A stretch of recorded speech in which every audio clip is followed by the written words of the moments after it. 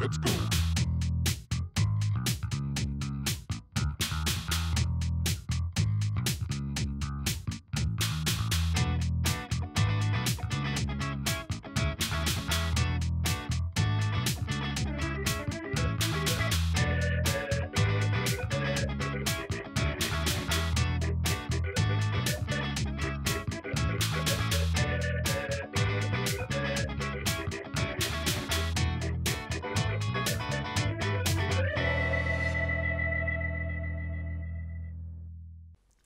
Welcome home to 42 Geek Street, your guide to the world of the geek, for that little bit of geek in all of us. Hi, I'm Ren, and on today's show, I've got Mike with me assisting. Yo. On today's show, we're actually going to visit Alan in his workshop. We're also heading down to Geelong to see what some cosplayers are doing for charity. Nice. As well as heading down to RMIT and seeing some gamers playing their games and stuff. But first up, you headed down Paran to go see something. That's correct. We went down to see ArtBoy Gallery and speak to Marc about what's going on down there. Well, let's go check that out then. Let's do that. Hey, it's Mike here again, and with today's destination Geek, we are at ArtBoy Gallery, and Marc is the owner of ArtBoy Gallery. Welcome. Thank you for having us. Absolute pleasure. It's Sunday morning. Yeah, and a lovely array of artwork we've got here as well. Thank you, thank you. Now, I'm going to give a little bit of history as to how ArtBoy all began. How did it all begin? How did you guys end up here? We ended up here, we opened the gallery about 4 years ago. We just had our 4th birthday. And the idea after working in galleries for pretty much most of my professional career, we wanted to open up a space that nurtures and looks after Melbourne-based artists with a bit more of a lowbrow pop culture, pop arty sort of feel to it. So like stencil art and just have a little bit more of a bolder approach to selling artwork and displaying artwork from different sorts of artists in town. So yep. It's that was its inception, and then from that idea it sort of springs and grows and always keeps evolving into different sort of things over the years. So Matt and I, my partner and I, we opened up 4 years ago on Greville Street.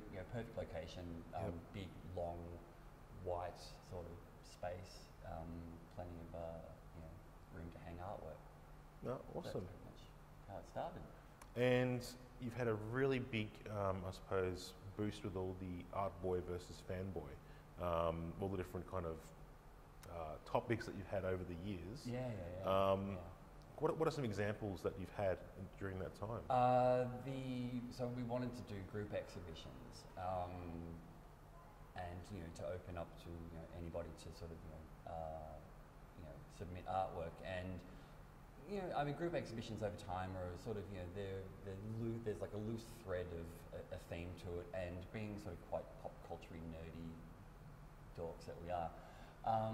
We thought, okay, well, let's make it a little bit more interesting. And so the horror show, we decked it out like a Dexter. That was brilliant. That was and really there good. was like blood dripping from the walls and wrapped in plastic, and that was fun. And the zombie apocalypse show, we just had quarantine cage full of zombies and hand scanners for infection readings, and they're fun. But I mean, we only do it because everybody just gets so enthusiastic about it, and like, cool, let's put on a really good show. So Speaking of the shows coming up, the next big one is going to be Batman's 75th anniversary, correct? Yeah, we have of course, you couldn't go through this year without sort of acknowledging Batman. So yeah, we've got a Batman tribute show which will be in September. Yes. Yep. Starting all of September. So again, that's more of an invitational show that we've just gone through and invited artists to submit work and be part of that tribute show. So again, they're a bit of a standalone show where we've had a few of those tribute shows. Like we had Transformers tribute show this year. We had Star Wars tribute show last year. Doctor Who, where we had Tardis and Daleks and some fun work by Alan there as well. Yes, so of Alan, course. We must shout out to Alan the Tardis Guy. Thank you. Thank you very much. But I mean, again, I mean that's how it sort of things you don't know what actually happens. I mean, Alan walked in here one day, and I think he was still living up north, and he's like, oh, do you display things other than paintings? And I'm like, why? And he's like, well, I happen to have a TARDIS, and I'm like. I remember getting that message on Messenger. It's like, what can we do? We're getting a TARDIS. What can we do? So and from that, it just, and having a TARDIS in a gallery, and people just sort of walk by and they're just like, hang on, what, and then they come in and they sort of see what sort of gallery it is, and they go, okay, it's not sort of like, your run-of-the-mill sort of place where you just sort of sell paintings. So yeah. All right. Well, if people want to come down to the gallery, check it out, or find out further information, where can they find that? They can go to artboygallery.com. Facebook is ArtBoy Gallery. Hashtags is just hashtag ArtBoy Gallery. 99 Greville Street in Paran. All right. So make sure you get down here and check it out, guys, especially for the Batman show and other things that will be happening during the year, including Poptober, which will be happening too. Yes, we have how we call Poptober. We had Poptober last year where we got a whole lot of artists, again, varying backgrounds and styles and stuff, all with a theme of pop culture influenced artwork. And so this year it's going to be a little bit bigger and better with workshops and discussions and debates and panels and talks and classes and stuff. So yeah, that'll be big. And once again, check out the site for that information as well, and keep on it. Okay, now the other thing that you've got on at the moment is the pop-up galleries. Yes. So that's a new thing, isn't it? Let's just start it. Yeah. We because the gallery looks after a stable of artists, and we have our group exhibitions and our tribute shows. But there's always been since day one artists that we don't look after wanting to exhibit here. So we then developed like a package where artists could sort of run an affordable sort of 10-day exhibition within the gallery. Alongside all our other artists, and they could have their opening night, and they can just sort of showcase their own sort of collection or have an exhibition. Like currently we have Ben Guy's Helm 3 exhibition on. Another feeling. Yes, yeah, and and so so that's running for 10 days. So that's the second pop-up show. We've probably got a few other artists sort of penciled in, and so you can sort of like build your own show and then pay as much as you want to pay. So Ben and I were discussing, he wanted to have a show here, and we were like, that sounds perfect for what we're sort of developing. And which would make complete sense. It was, because he'd actually just finished his second helmet exhibition, and I came across him online, and I just saw these Clone Trooper helmets and the Vader helmets, and I'm like, dude, you're so perfect for this sci-fi fanboy show we've got coming up. So. And he's been in tribute shows, and he's just been a visiting artist over the years as well. So to actually have finally his solo show here is really, really cool, and it's so cool. Yeah, no, it's great stuff. It's so cool work. Yeah, it's great. Well, pleasure once again for letting us come in today and just see everything and talk to you.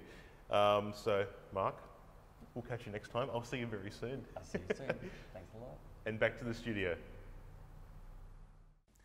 Thanks, Mike. I like the multitask. Now, you're actually submitting something to the ArtBoy Gallery. What's that for? Yeah, that's right. They've got the Batman 75th anniversary going in this month. So I'm hoping to get a few pieces in for that, as long as I get them in on time. I hope so too. We're going to go to a break, but straight after that, we're going to go check out Alan and his workshop, and let's see what he does in there. Welcome back to 42 Geek Street, and coming up right now, we've got Lauren checking out Alan's workshop, and we'll get to find out what the Tardis Guy has in his workshop. Tools. Hey guys, it's me Lauren. I'm here with Alan Carey, who's also known as the Tardis Guy. How you doing? Pretty good. Yourself? Very well, thank you. Now, Alan, you've made a pretty fun little living off a really sweet little geek trade. You want to tell us a little more about it? Oh, well, more recently I've started to branch out from being the Tardis Guy into the Shield Guy. I can see your really neat shirt that you're wearing today. Yeah, this was completely accidental this morning. I didn't pick this out of the 27 Captain America t-shirts I own, I promise. That's the way. So you've since moved into shield making for one of your favourite, or your one and only favourite superhero of all time, which is Captain America. Am I correct? Oh, yeah, I love Captain America. Look, a little Captain America toy, Captain America helmet, Captain America t-shirt, Captain America shield. So yeah, Tardis is still there for me. It's a big deal for me. I really love my Doctor Who and things like that. But when I saw the movie, the first Avenger, I really wanted a shield. So I built a shield for myself, and then people started putting their hands up for them, and now I'm doing commissions for people, well, all over the world actually. It's really cool. Yeah, it's amazing. I was going to say, so I hear that one of your shields got a little bit of press lately. Would you like to tell us about that? I would love to tell you. I'm very excited about this. Just after we got back from Supernova, where we handed Stan Lee a shield, which was cool, I got a call from Disney, a chap who runs Marvel, Disney Australia, asking if they could actually borrow my shield for a promotional TV shoot for the NRL, which came out, what are we in now? July, is it? About a week or so ago, July, and it was on TV. Some, sports personalities holding my shield. Apparently they're famous. Apparently NRL's famous. I didn't know anything about what was going on until I actually saw the video of it afterwards, and it's absolutely cool. I was really stoked. I was really, really happy to get that sort of validation that my work was good enough for promotion and that I've been noticed. And so, like, anybody that builds stuff or makes stuff, it's a secret big moment. You try and be cool about it, but you're not cool about it at all. And I'm still excited about it, and it's come and gone. So that was really cool. And I suppose one of the biggest payoffs is when you do make a commission for someone, them letting you know how wonderful and how much glee you have provided for them by making such a fantastic item for, that's the best bit. Giving them the shield is the best bit. But when I love handing the shields over or installing the TARDIS for somebody, and that is the best bit. When that person likes it, and I always get a picture with them, I get a massive kick out of that. That's really cool because validation is cool. It is pretty cool. Yeah. Now, do you have any tips or hints aside from sort of what you just explained, that it is a scary thing to do, for anyone out there who also wants to just take a creative path and sort of be a full-time geek? I could talk about this for hours, but I recently read an article by a very good friend of mine who's a writer. He's also he's been a writer for 10 years, and he also works in the writing industry as well. And he's recently written a really nice blog post about not just being an artist, but being an artist and what else are you? You're also I'm also a geek. I also like board games. I'm also a carpenter. You don't have to just be a tortured artist. You can do other things as well. So don't worry if you can't do it all the time, full time. We have bills to pay. We can't always. We can't all be J.K. Rowling, for instance. And she got dozens and dozens of rejections before she actually managed to get through and make all the monies. Not everybody can do that. So I used to think that you could just do it anyway. Don't worry about the money. That's an incredibly privileged position to be in. Nobody can do that. We all have bills to pay. So I don't know. I would say don't kill yourself over it, and really don't beat yourself up over not being able to do it full time. I don't know if that's a really good answer or not. It's pretty lame, to be honest with you. Yeah. No, it's a very good answer. It means that what that says to me is I know that I work as well as doing what we do here, and coming and talking to wonderful people about their hobbies, which is what inspires me. I love talking to people about what they love, because I get high off it with everybody else. I'm like, oh my God, it's so excited because you're excited, and so on. But I work a job as well, so sometimes I feel as though it's worth it. The best thing you can do is not to invalidate your creativity. Absolutely. Yeah. Don't invalidate what you do, because it's awesome. Whatever it is you do, it's awesome. And you're absolutely right. Hang with other people that are doing stuff, because that will give you the kick you need, and give you it always gives me the inspiration I need, and it always gives me a feeling of security as well. Because all these other people like yourself, you know, you're a creative person. I know performers, I know artists, I know comic book writers, and they all work a job. And there's very few of us, or very few of them, because you know I still occasionally have to work, that can just do it full time and say that's all I do. Yeah, it's pretty common, and it's just that sort of putting in that little bit of extra work. Once again, not invalidating your. No. Yeah, it's a really nice feeling to finally get there, and I'm so glad you have. Yeah, well, I'm nearly there. Yeah. I'm nearly there. Yeah. More to come. Yeah. Yeah. Anyway, it was lovely talking to you today. It was lovely talking to you too. Oh, I was going to say back to you guys at the studio, and I'll be here time traveling or deflecting bullets. Coming up next after the break, we're with the Melbourne Costume Group. Welcome back to 42 Geek Street. Now, Ren, I believe you and Ron went down to Geelong, Yes. and it was a charity event Yes.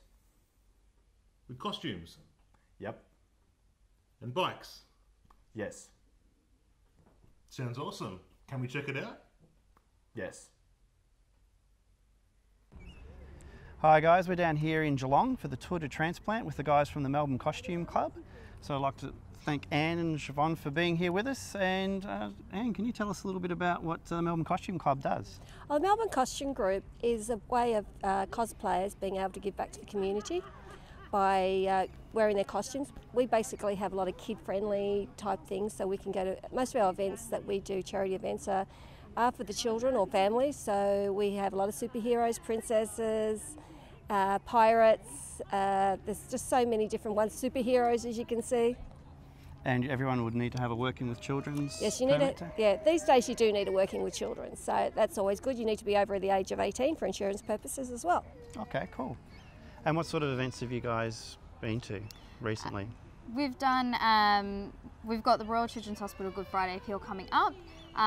We've also done Cystic Fibrosis' 65 Roses Day. We've got an Amaze event coming up.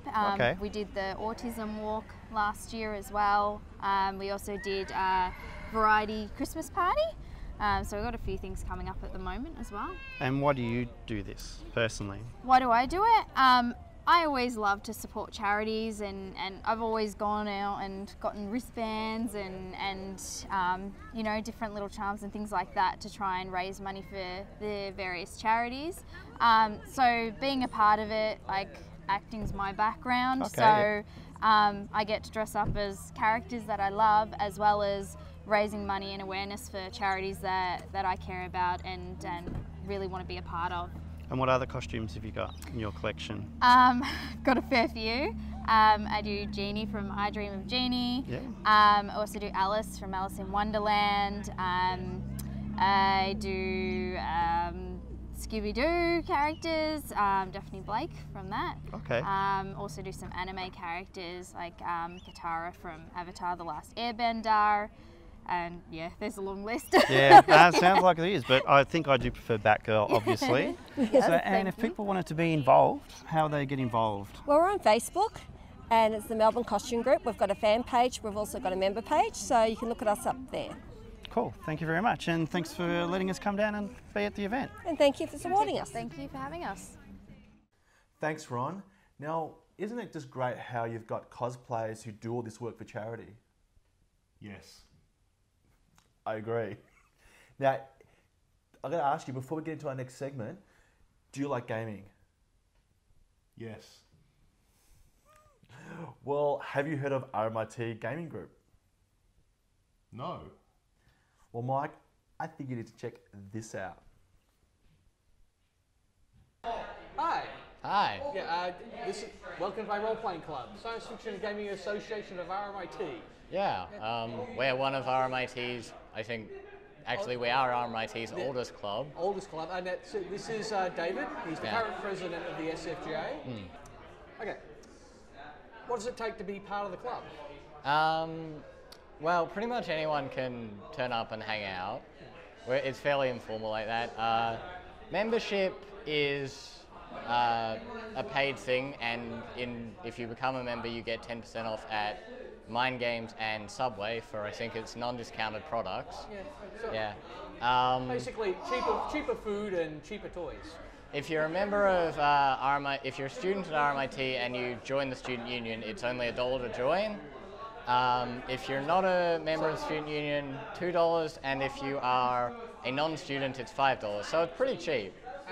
So not very expensive, but for all that, one of the advantages of the club being so long is it had 30 years and it's got games and board games and downstairs. You can come in, you don't have to have anything, do you? No, not really. Like, there's all sorts of stuff down the lockers that we can bring out.